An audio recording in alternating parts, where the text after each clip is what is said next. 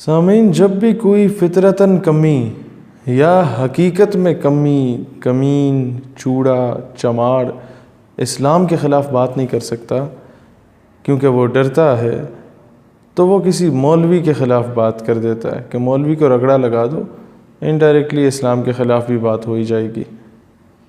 فواد چودھری صاحب نے کہا کہ مولویوں نے پاکستان نہیں بنایا، یہ تو پاکستان کے خلاف تھے، 2-4 کی مثال بھی دے دی۔ جناب، واقعی مولوی نے پاکستان نہیں بنایا، پاکستان تو آپ کے باپ نے بنایا تھا۔ اور ایک اور شخصیت تھی پاکستان بنانے میں، بڑا اہم کردار تھا، ہاں شیریں مزاری صاحبہ کی صاحبزادی تھیں، پاکستان کا جھنڈا اٹھا کے پھر رہی ہوتی تھیں، گلی محلوں میں نعرے لگاتی تھیں، جیوے جیوے پاکستان، بٹ کے رہے گا ہندوستان، کشمیر بنے گا پاکستان اور بن کے رہے گا پاکستان، اس طرح کے نعرے لگاتی تھیں۔ کیا ہی عظیم عورت تھی وہ۔ خیر، اب آپ کو میں بتانا چاہتا ہوں کہ علماء کرام کا کیا کردار تھا۔ خضر حیات ٹیوانہ اس دور کا گورنر پنجاب ہوا کرتا تھا، متحدہ ہندوستان کا، اور اس نے بلینک چیک لکھا خواجہ قمر الدین سیالوی رحمۃ اللہ علیہ کو، اور کہا کہ fill and sign it and tell me the amount of money you need but do not support Mr. Jinnah in the creation of Pakistan۔ اس چیک کو بھرو اور جتنے پیسے چاہیے لے لو، لیکن محمد علی جناح کا ساتھ نہ دو۔ تو خواجہ قمر الدین سیالوی نے اس چیک کو انگیٹھی میں جلا دیا۔ پھر خضر حیات ٹیوانہ نے دھمکی دی کہ اب اگر آپ نے مسٹر جناح کو سپورٹ کیا تو مجھ سے برا کوئی نہیں ہوگا۔ تو خواجہ قمر الدین سیالوی نے تاریخی جواب دیا کہ میں اللہ دے 99 نہ پڑھے جنا خضر حیات ٹیوانہ دا نام موجود نہیں، لہٰذا قائد اعظم کی سپورٹ سے مجھے دنیا میں کوئی طاقت نہیں روک سکتی۔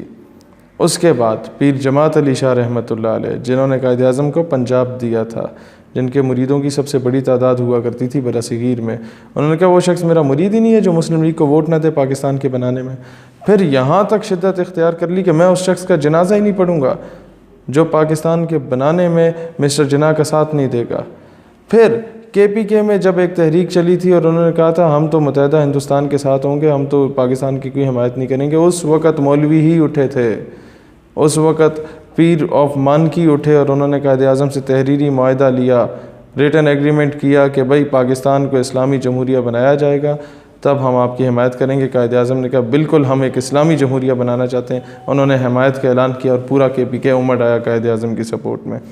سندھ میں آج بھی وہ قوم زندہ ہے جسے حر کہا جاتا ہے، جو آج بھی افواج پاکستان کے ساتھ مل کے جہاد کرتی ہیں بھارت کے خلاف جب بھی بارڈرز پر کوئی مسئلہ ہوتا ہے۔ پیر پگاڑا کی وہ فوج ہے جنہوں نے پاکستان کی حمایت کا اعلان کیا تھا۔ بلوچستان میں خان آف کلات نے جو پاکستان کی حمایت کا اعلان کیا تھا، وہ پہلے چاہتے تھے کہ کلات کو یا بلوچستان کو ایک الگ ریاست بنایا جائے، لیکن جب ان کے پوتے سے مبشر لقمان اپنے پروگرام میں پوچھتا ہے تو وہ کہتا ہے کہ میرے دادا چاہتے تھے ایک الگ ریاست بنائیں، لیکن ان کے خواب میں رسول اللہ صلی اللہ علیہ وآلہ وسلم تشریف لاتے ہیں اور کہتے ہیں کہ there is a country which is being made on the name of Islam and you are trying to betray it۔ ایک ملک جو اسلام کے نام پہ بن رہا ہے تم اس سے خیانت کرنے کی کوشش کر رہے ہو۔ تو یا تو اس پاکستان میں علماء کا، مشائخ کا کردار تھا، یا پھر اس میں کوئی دو رائے نہیں کہ سب سے زیادہ جہاں سایہ خدائے ذوالجلال ہے وہیں پر دست شفقت سیدنا محمد رسول اللہ صلی اللہ علیہ وآلہ وسلم بھی شامل تھا پاکستان کو بنانے میں۔ اب بات یہ ہے کہ یہ جو مولوی حضرات ہیں، دیکھیں مولوی چاہے بریلوی ہو، دیوبندی ہو،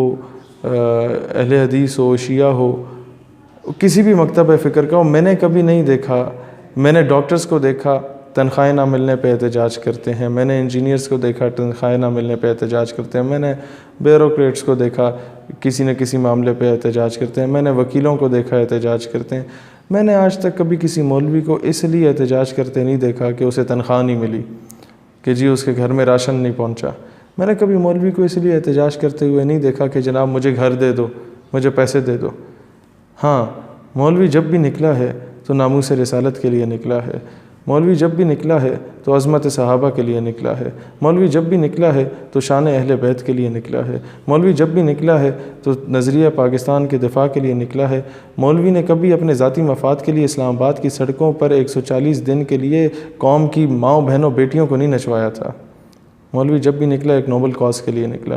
مولوی، کئی مولویوں سے آپ کو اختلاف ہو سکتا ہے، مجھے بھی ہو سکتا ہے، پالیسیز پر اختلاف ہو سکتا ہے، وہ نظریے پر کسی نہ کسی بات پہ اختلاف ہو سکتا ہے، لیکن جس طریقے سے آپ ان ٹوٹیلٹی سب کو نشانہ بنا رہے ہیں، یقیناً میں نے آج تک جتنے بھی لوگوں کو اسلام کے خلاف ڈائریکٹلی یا انڈائریکٹلی بولتے دیکھا، جب ان کی ہسٹری نکالی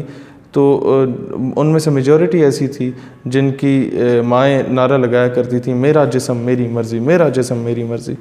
خیر میں آپ پہ تو تہمت نہیں لگا رہا، ویسے بتا رہا ہوں آپ کی جنرل نالج میں اضافہ کرنے کے لیے۔ لہٰذا